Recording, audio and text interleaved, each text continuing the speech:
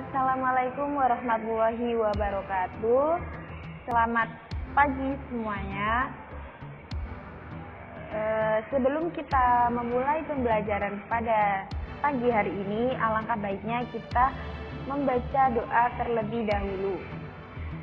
Silakan membaca doa menurut keyakinan masing-masing. Berdoa dimulai. Doa selesai. Baik, pada pertemuan kali ini kita akan membahas mengenai analisis dari teks negosiasi. Yang kedua, konstruksi teks negosiasi. Nah, dalam analisis isi dan bahasa teks meliputi memperinci struktur teks negosiasi dan pokok-pokok isi teks negosiasi, memerinci ciri kebahasaan dalam teks. Dalam konstruksi teks negosiasi meliputi merumuskan kerangka teks negosiasi, merevisi teks negosiasi, dan menyusun teks negosiasi.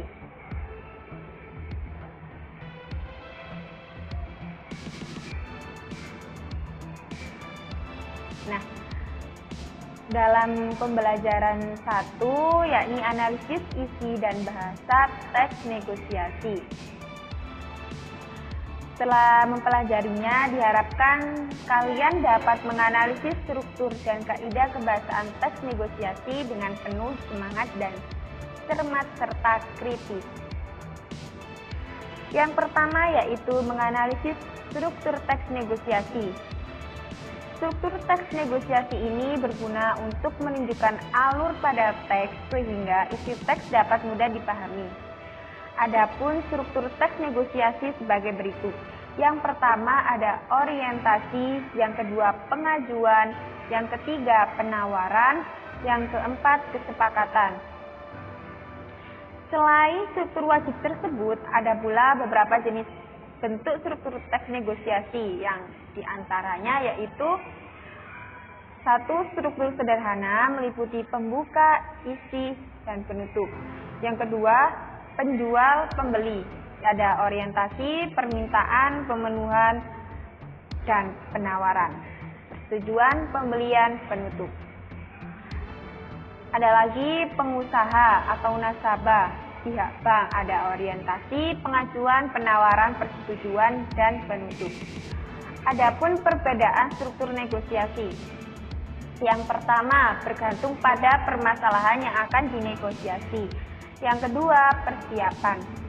Contoh topik-topik teks negosiasi ada kegiatan akhir tahun, pemenuhan kebutuhan kelas, pembayaran uang sumbang, dan masih banyak yang lainnya.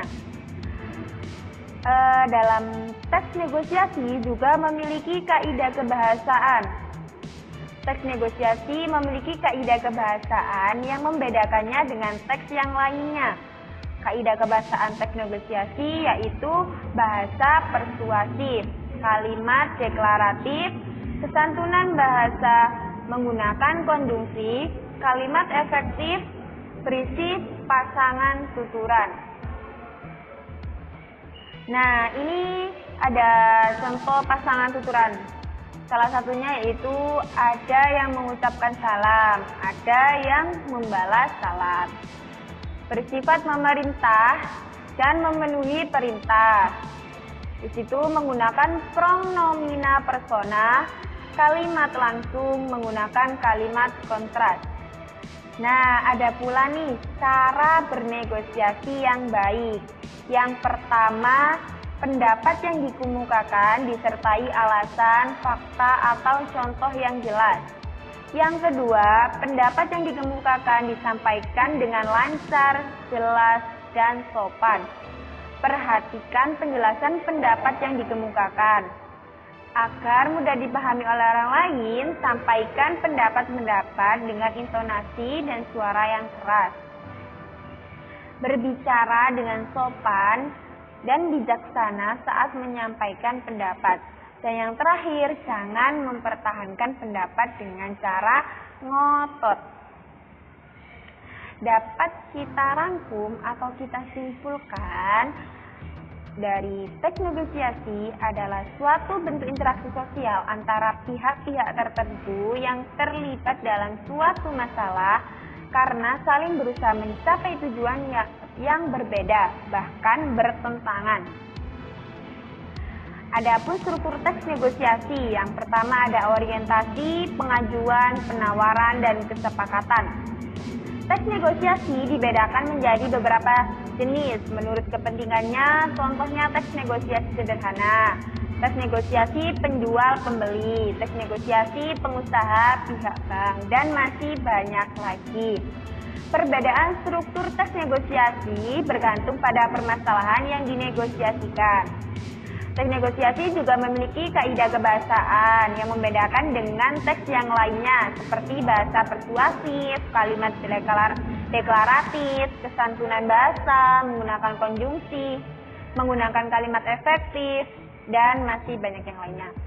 Dan cara bernegosiasi yang baik dapat dilakukan dengan pendapat berdasarkan fakta dan pendapat disampaikan dengan sopan. Berikut ada latihan soal bisa kalian kerjakan dalam teks negosiasi pemilihan buku novel di sebuah toko buku. Nah, ini bisa kalian kerjakan. Ada tabel struktur teks. Nah, dalam kalimat teks ini kalian dapat tulis bukti yang menunjukkan mana orientasi, mana pengajuan, dan sampai penutup. Dan yang nomor 2 ini ciri-ciri kebahasaan dalam teks negosiasi. Kalian bisa mencari mana nih ciri-ciri kebahasaan dalam teks negosiasi di atas.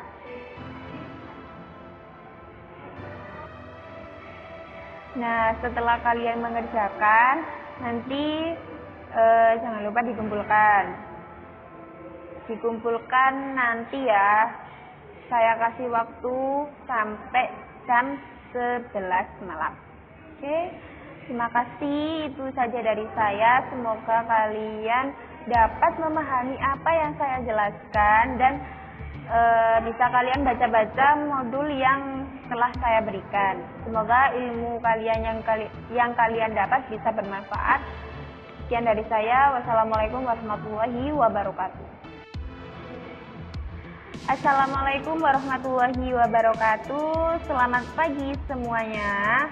Bagaimana kabar kalian? Semoga baik-baik saja ya. Baik, sebelum kita memulai pembelajaran pada pagi hari ini, alangkah baiknya kita berdoa terlebih dahulu. Baik, mari kita mulai berdoa menurut keyakinan masing-masing. Berdoa dimulai. Berdoa selesai. Nah, setelah kita melakukan pembelajaran 2 ini, semoga kalian dapat mengkonstruksikan teks negosiasi dengan semangat, kreatif, dan inovatif sehingga dapat menerapkan pada kehidupan sehari-hari. Nah, bagaimana nih pembelajaran pertama minggu kemarin? Apakah kalian masih ingat apa yang saya sudah jelaskan? Semoga kalian masih ingat ya. Nah, kemarin kan udah saya jelaskan mengenai apa itu teks negosiasi. Nah, teks negosiasi biasanya berbentuk dialog yang merupakan percakapan yang dilakukan oleh beberapa tokoh. Dalam hal ini adalah pihak yang bersengketa.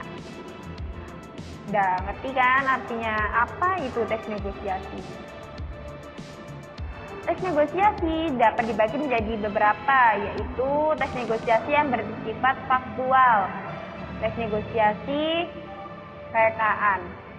Nah, kalian bisa baca sendiri itu pengertian dari teks negosiasi yang bersifat faktual itu gimana, teks negosiasi rekaan itu gimana.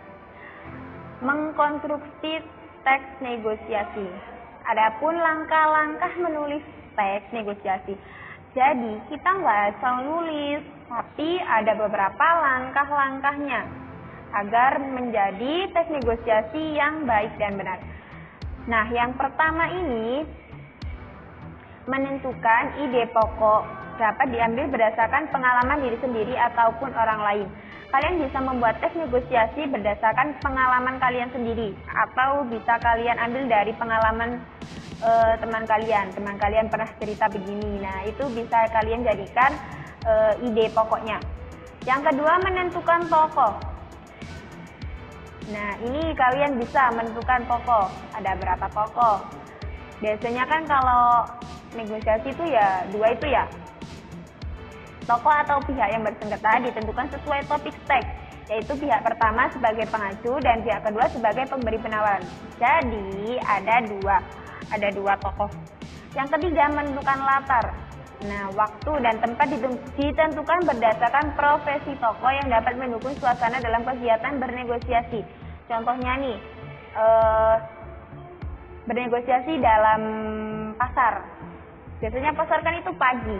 Jadi, waktu dan tempat, waktu pagi dan tempat di pasar. Menentukan alasan rasional. Yang kelima, mencari sumber atau bahan referensi. Jadi kalian bisa mencari referensi atau contoh-contoh di mana aja agar bisa wawasan kalian bisa luas. Setelah itu kalian dapat mengembangkan isi teks negosiasi berdasarkan struktur teks negosiasi. Yang selanjutnya yaitu menyunting struktur dan kaidah kebahasaan teks negosiasi. Nah, menyunting teks negosiasi merupakan salah satu cara menganalisis isi negosiasi dan kebahasaan teks negosiasi, serta menganalisis penggunaan kalimat baku dan tidak baku sesuai dengan struktur isi dan struktur bahasa pada teks negosiasi yang digunakan. Hal ini mendukung semakin menguasai ketika kalian akan mengkonstruksi teks negosiasi. Perhatikan contoh teks negosiasi berikut. Kalian bisa membacanya. Teks negosiasi ini percakapan antara Salman dan Husna.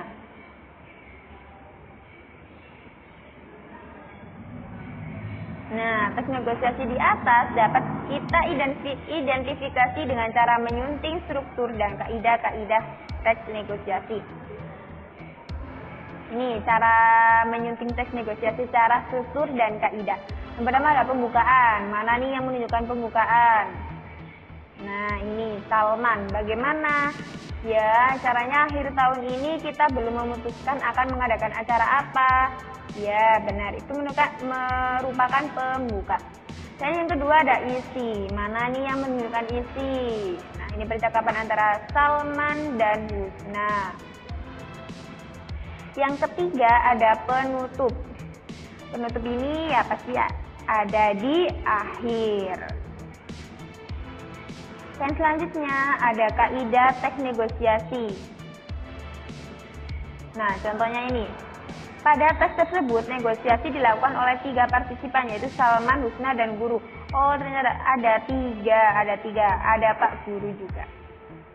Pada teks tersebut, terdapat perbedaan pendapat, keinginan, dan tujuan yang hendak dicapai. Pada teks tersebut terdapat kesepakatan yang menjadi ujung dari negosiasi. Oleh karena itu, ada beberapa poin-poin penting yang kalian harus pahami dalam menyunting struktur dan kaidah-kaidah teks negosiasi. Nah, ini caranya. Struktur pertama pada teks negosiasi adalah pembuka. Struktur yang kedua ada isi dan yang terakhir ada penutup. Nah, kaidah pada teks negosiasi memenuhi 4 hal, yaitu adanya partisipan, berbentuk komunikasi langsung, terjadi perbedaan pendapat, keinginan, dan tujuan antara kedua belah pihak, serta adanya hasil negosiasi. Dapat kita rangkum, teks negosiasi biasanya berbentuk dialog yang dilakukan oleh beberapa tokoh, dalam hal ini pihak yang bersangkutan.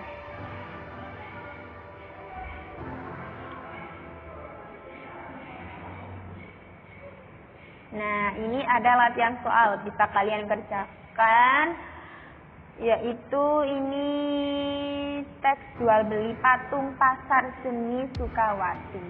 Bisa kalian baca dulu, terus dikerjakan soalnya. Yang pertama ada pokok-pokok isi teks negosiasi sesuai struktur teks. Yang kedua, pokok-pokok yang sudah dirumuskan menjadi teks negosiasi dengan memperhatikan isi, aspek, dan kebahasaan teks negosiasi. Yang ketiga, suntinglah hasil teks negosiasi sesuai dengan isi, struktur, dan kaidah kebahasaan teks.